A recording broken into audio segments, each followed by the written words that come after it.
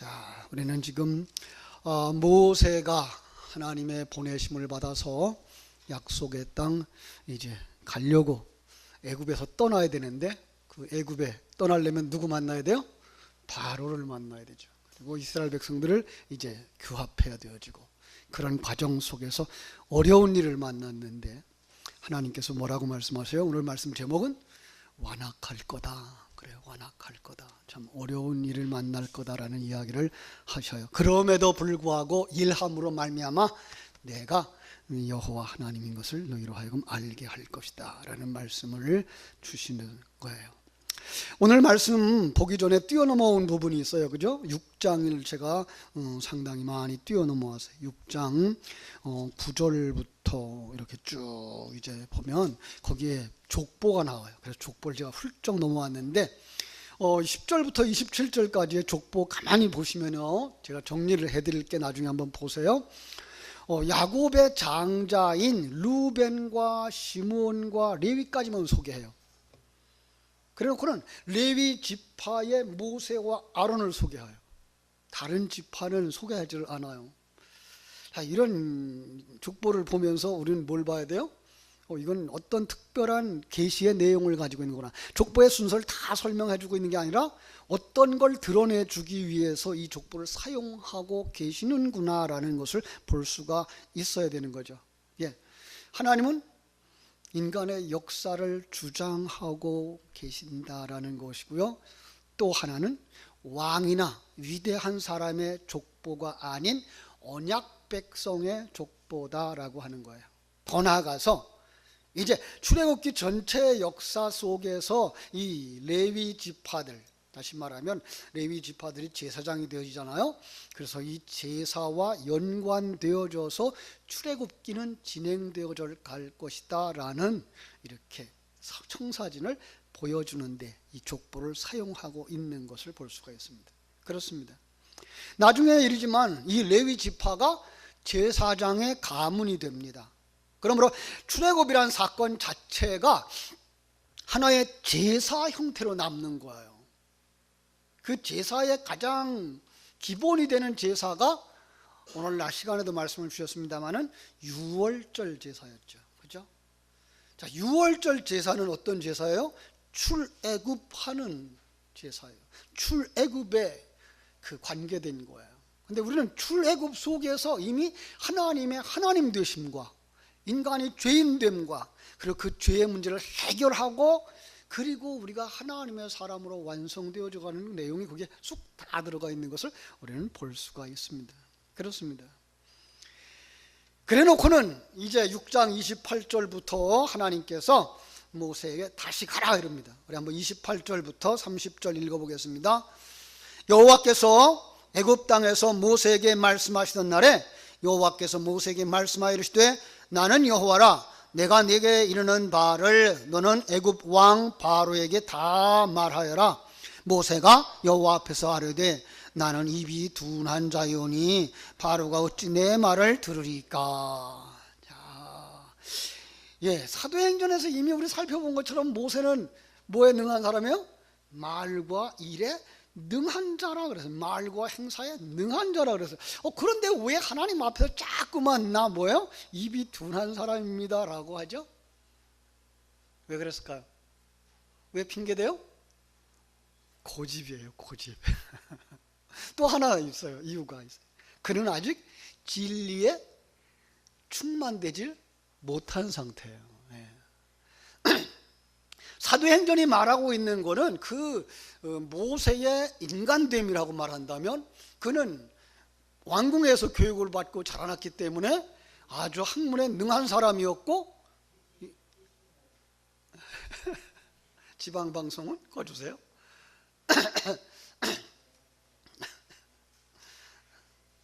예배 시간에 휴대폰을 좀 꺼주세요. 예배 시간에 1시간이에요, 그죠? 꺼놓으시면 좋겠어요. 진동으로 해놔도 또 받아요. 그러니까 예배 시간에 주보에 그렇게 써놨어요. 그죠? 꺼주세요 그랬어요. 그러지 않으면 다른 사람한테도 미안하고 더 설교자에게 설교의 흐름을 끊어놓는 상황이 되니까 죄송합니다. 다음부터는 전화를 꺼주시고, 아니면 아예 집에다 놓고 오시면 주일날 하루 안 받아서 큰 사고 나지 않아요. 그래서 여러분들 그렇게 해주시기를 바랍니다. 어디까지 얘기했죠?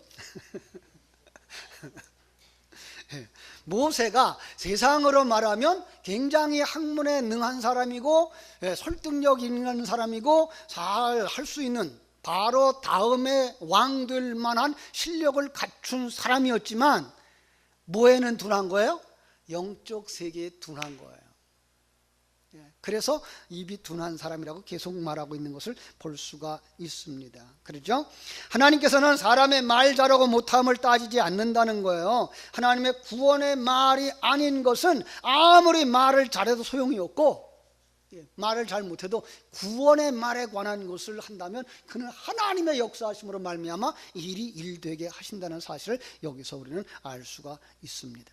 조금 더 나아가서 이 말을 그냥 문자 그대로 받아들인다 그러면 그는 어눌한 사람이에요, 조금 부족한 사람이에요, 인간의 장애가 있는 사람이에요. 그런데 불구하고 하나님께서 그를 쓰시고자 할 때에 그 사람의 조금 부족한 건 문제가 된다 안 된다? 안 된다는 거예요. 이제 연말이 다가옵니다. 그러면 또 걱정하는 분들 있죠? 내년에 또 뭘 시킬까? 나 그러면 안 한다고 얘기해야지. 그런 말 하지 마세요.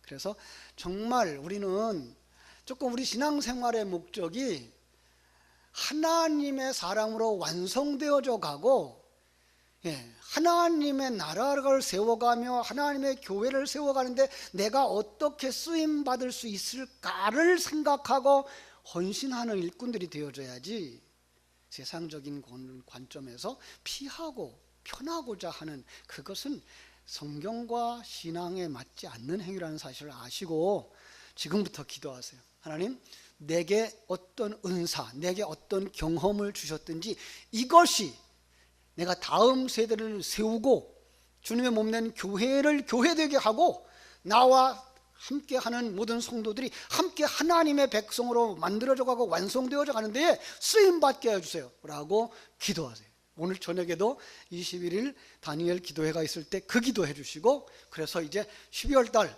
우리가 교회에서 당회가 사람을 찾고 임명할 때 못합니다가 아니라 아멘 하고 그 일에 참여하는, 그래서 하나님 앞에 쓰임받는, 요한복음 2장에 사도행전 2장에 뭐가 나오죠? 사도행전 2장에 요한복음 2장에 물이 변하여 포도주 되는 사건에 참여한 사람들만 그 변화의 기쁨과 감격을 누릴 수 있는 거예요. 오늘 정말 이렇게 한 해를 돌이켜보면서 오늘 수수감사를 할 때 정말 여기 감격할 수 있는 사람들은 한 해에 하나님의 일에 참여했던 사람들. 가을에 농부가 왜 그렇게 감격하느냐? 그 농부는 뭐 했기 때문에 그래요? 봄철에 내가 씨 뿌렸고 모냈고 가꿨고 그걸 거두었기 때문에 그렇게 감격하는 거죠. 농부의 그 감격을 도시에 있는 사람들이 알 수가 없어요. 그죠? 농사에 참여해보지 않은 사람이 알 수가 없는 것처럼 우리는 하나님의 일에 참여할 때에 정말 우리 속에 감격이 생겨나고 감동이 있고 감사가 있고 행복이 있을 줄로 믿습니다. 그런 사람들이 뭐예요? 믿음의 사람이고, 그런 사람들이 뭐예요?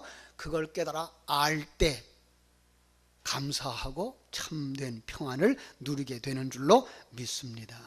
자, 이제 그 변명하자 7장에서 하나님께서 모세에게 뭐라 그러죠? 아론을 대언자로 붙여주시는 거예요. 모세는 바로에게 신처럼 된다고 말씀하셔요. 아니, 이미 그들에게는 신이 있어요. 그들은 자기들 앞에 형상을 가진 우상들도 있어요. 그리고 그것들이 복을 주었다고 생각하고 있어요. 그런데 보이지 아니하는 신, 여러분, 그들에게 감각이 없을 수 있어요. 그러나 너를 통하여 그들이 뭐 할 수 있겠다고요? 하나님이 계신 것을 알게 해줄게라는 거예요. 사랑하는 여러분, 오늘 하나님은 여러분들을 통해서 이 세상에 믿지 않는 사람들에게 하나님이 계신 것을 알게 해주시는 여러분들인 줄로 믿습니다. 여러분들은 그렇게 복된 사람이에요. 이걸 세상의 눈으로 보려고 하지 마세요. 세상의 눈으로 봐서 아, 하나님이 복 주셔서 잘 됐구나가 아니라 하나님의 사람들이 그 흔들림이 없고 평강을 누리는 삶, 천국을 소망하고 그 천국의 백성으로 만들어가는 그 과정을 통해서 그들에게 보여줄 수 있는, 보이지 아니하는 하나님을 보여주는 도구, 이게 바로 천국 열쇠를 가진 성도들이라는 사실이기 때문에 그렇습니다. 뿐만 아니라 이 일에 모세가 가는데 거기에 하나님은 아론을 붙여주셔요.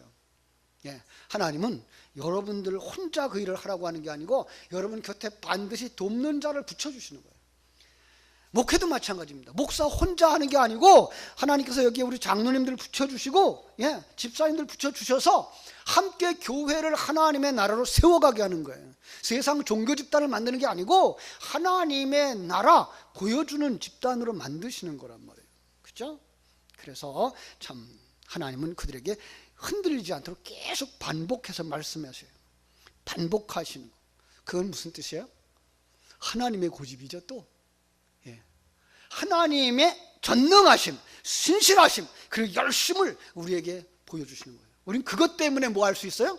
평안을 누릴 수가 있고 그것 때문에 흔들리지 아니할 수가 있는 거죠. 그렇습니다. 4절 보겠습니다. 바로가 너희의 말을 듣지 아니할 터인즉 내가 내 손을 애굽에 뻗쳐서 여러 큰 심판을 내리고 내 군대 내 백성 이스라엘 자손을 그 땅에서 인도하여 낼 거다라고 말씀하는 거예요. 그렇습니다. 그들이 강팍하고 그들이 완악하겠지만 나는 그들 속에서 표적을 행함으로 말미암아 그들이 내가 하나님인 줄 알게 할 거야. 뿐만 아니라 나는 너희들을 이끌어내서 뭘 만들겠다고요? 하나님의 군대를 만들겠다는 거예요. 그죠? 그렇습니다. 예, 내 군대, 내 백성 이스라엘을 만들겠다고 하는 거예요. 여러분, 이거는 이스라엘 백성들 애굽에서 나온 그들에게만 주시는 말씀이 아니고 어느 시대든지 하나님이 그 속에서, 세상 속에서, 사단의 소굴 속에서 건져내시는 모든 성도들에게 주시는 말씀인 줄로 믿습니다. 여러분과 우리를 부르실 때 하나님은 하나님의 백성으로 만들고 하나님의 군대로 부르시려고, 그죠? 만드시려고 우리를 불러내 주신 줄로 믿습니다. 그렇습니다. 자, 우리를 하나님의 군대가 되게 하겠다는 거예요. 여러분, 하나님의 군대가 되어서 지금 누구와 싸우게 하시려는 거예요? 애굽의 군대와 싸우시려고 하는 거예요. 여러분, 애굽의 군대와 싸우려고 그러면 애굽 군대보다 더 강해야 되겠죠. 애굽 군대보다 군인이 더 많아야 되겠죠. 그건 세상 사람들이 생각하는 관점이라니까요. 그건 지금 보이는 것들만 보는 세상의 눈이라니까요. 여러분, 생각해 보세요. 애굽에는 어떤 군사들이 있어요?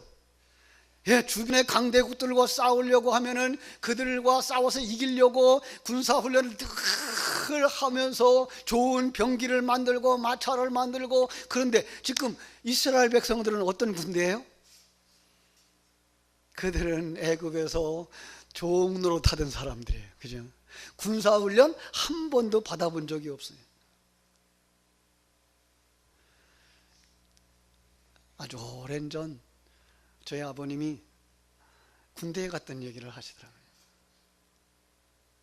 일제에 그 징용되어져 가서 탄광에 굴을 만들고 석탄 캐던 얘기부터 시작해서 어렵게 돌아왔더니 어느 날 군대가 정부가 부르더라는 거예요. 갔는데 총을 쏴본 사람들이어야지. 그래서 할 수 있는 게 뭐예요? 그냥 그 실탄만 날라다 주는 일을 한다는 거예요. 그러니 총소리만 나면 사람들이 혼비백산한다는 거예요. 아마 이스라엘 백성들이 그러지 않았을까? 그죠? 그런데 하나님은 거기서 어떻게 쓰시려고요? 나의 군대로 쓰겠다는 거예요. 나의 백성으로 쓰겠다는 거예요. 너희들 잘나서 택한 것 아니고, 너희들 용기 있어서 택한 것 아니고, 너희들이 군사이기 때문에 택한 것이 아니라고 하는 거예요. 왜 택했다고요? 신명기 7장 6절로 8절에 보니까요, 7절을 제가 읽어드릴게요. 신명기 7장 7절. 여호와께서 너희를 기뻐하시고 너희를 택하심은 너희가 다른 민족보다 수요가 많기 때문이 아니니라. 너희는 오히려 모든 민족 중에 가장 적으니라. 힘이 가장 약하니라. 왜 그래요? 약한 자들을 들어서 하나님이 쓰심으로 말미암아 그 싸움의 승리는 그들이 한 거다, 하나님이 한 거다? 하나님이 한 걸 보여주기 위해서, 그래서 그들의 전쟁에 승리하는 모습 속에 하나님이 나타나게 하시기 위해서 그렇습니다. 여러분, 우리의 삶도 그런 거예요. 우리의 삶도 내 지혜와 내 능력이 있어서 되어지는 것이 아니라 하나님이 붙들고 쓰시기 때문에 되어지는, 하나님의 군사들 되어지기를 주님의 이름으로 축원합니다. 그래서 가나안 정복의 전쟁은 힘으로 밀어붙이는 전쟁이 아니라 하나님의 거룩한 군대가 죄악이 관영한 가나안을 정복하는 전쟁이었던 것을 우리는 알게 됩니다. 그렇습니다.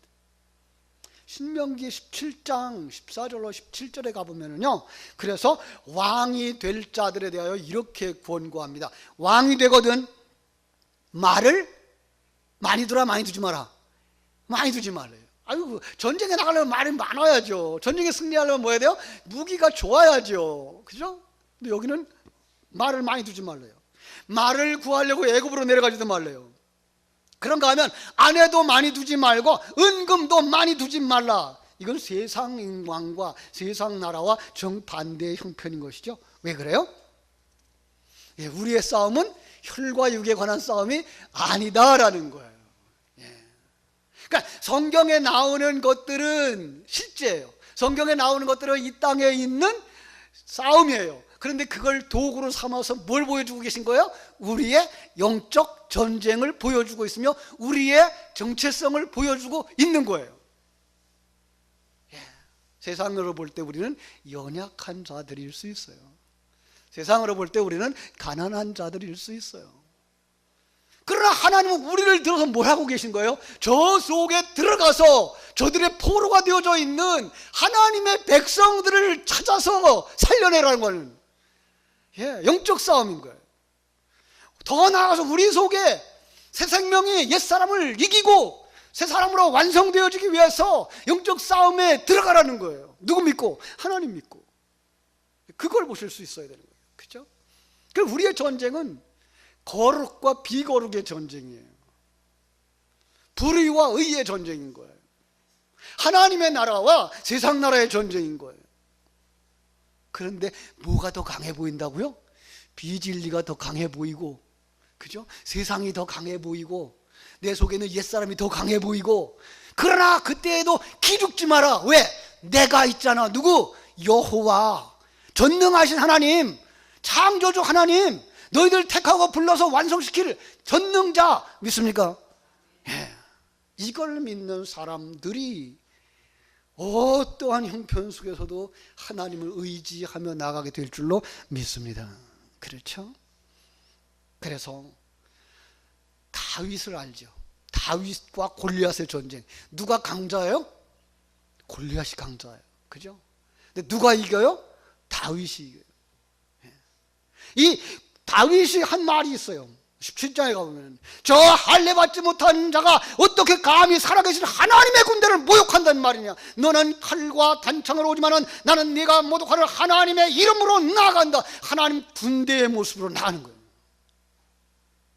여러분, 우리는 지금 하나님의 이름으로 부름받은 군사인 줄로 믿습니다. 뭐를 싸워야 돼요? 세상과 싸워야 돼요. 세상의 사상, 세상의 철학, 비진리와 싸워야 돼요. 그래서 금방 말한 것처럼 비진리와의 싸움이고 비거룩과의 싸움이고 불의와의 싸움이고, 그죠? 그렇습니다. 그 속에서 우리는 어떻게 해야 돼요? 에베소 6장 하나님의 전신갑주를 입어야 돼요. 그게 뭐예요? 그게 지금 하나님이 모세에게 주신 이 약속의 말씀을 굳게 붙잡고 가는 거예요. 자, 군복을 한번 생각해 보십시다. 에베소 6장 머리에는 뭐예요? 구원의 투구. 여러분, 구원의 투구 머리는 누구예요? 우리의 머리는 누구? 예수. 이거 놓치면 안 되는 거예요. 이거가 구원의 투구예요. 여러분, 다른 게 다 죽어 있어도 죄송합니다. 머리가 살아 있으면 산 자예요, 죽은 자예요? 산 자예요. 그런데 다른 게 다 살아 있어도 머리가 죽어 있으면 죽은 거예요, 산 거예요? 죽은 거예요. 그러니까 우리는 구원의 투구신 예수 그리스도가 우리 인생의 주인, 왕, 이거 믿어버려야 돼요. 이거 놓쳐버리면 안 되는 거예요. 믿습니까? 그 다음에 의의 흉배. 여러분, 우리는 어떤 의를 가진 자예요? 예수 그리스도의 의를 가진 자예요. 그래서 정말로 피조물로서의 책임과 의무를 다 하는 자들이에요. 믿습니까? 예수 그리스도의 의를 덧입고 그 안에서 의로운 자로 완성되어져 나가는 사람들. 그 다음에 허리에 뭐 써야 돼요? 진리의 허리띠를 띠셔야 돼요. 진리를 잃어버리면 안 돼요. 진리를 잃어버리면 비진리가 우리의 허리띠가 되어져. 우리를 진리가 허리띠를 메고 진리가 우리를 끌고 가야 되는데 비진리가 끌고 가는데 끌려가면 안 돼요. 그래서 반드시 진리로 허리띠를 띠고 신발 신어야 돼요. 무슨 신발? 조금 더 보태서 평안에 예비한 복음의 신발. 예, 복음을 깨달아 아는 사람의 삶은 어떠하다? 평안하다. 예.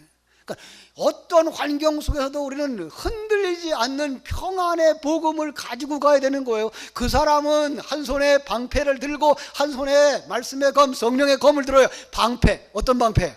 믿음의 방패예요. 그죠? 예.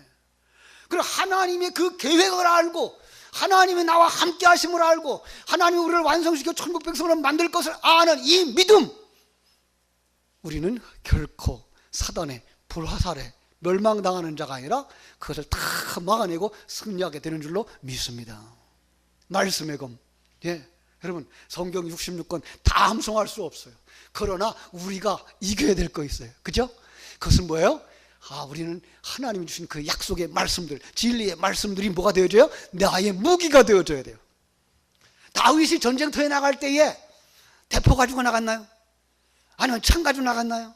아니요, 그건 내가 사용할 수 없어요. 내 거 아니에요. 그런데 그는 아주 능숙하게 사용하는 것이 있었어요. 뭐예요? 조약돌 5개, 물맷돌. 예. 그러니까 우리는 이 말씀의 검을 가져야 되는 거예요. 정말 하나님께서 우리에게 주신 바 귀한 진리의 말씀, 내가 활용함으로 말미암아 악한 마귀가 대적하지 못할 만큼 내가 능력을 가지고 있는 말씀, 그것 가지고 어떻게 돼요? 사단을 무찔러야 될 줄로 믿습니다. 근데 이것이 하나님의 전신갑주가 무거워서 움직이지 못하면 될까요? 안 될까요? 안 돼요. 어떻게 돼야 돼요? 그래서 기도해야 돼요. 기도함으로 말미암아 힘을 얻고, 기도함으로 말미암아 생명을 얻고, 기도함으로 말미암아 능력을 받으면 하나님의 전신갑주가 살아나고 영적 전투에서 구원의 투구로부터 시작해서 말씀의 검까지 활발하게 움직임으로 말미암아 악한 마귀 권세 물리치고 그 속에서 승리하게 되는 줄로 믿습니다. 세상은 강합니다. 세상은 완악합니다. 그러나 하나님이 우리의 뒤에 계셔요.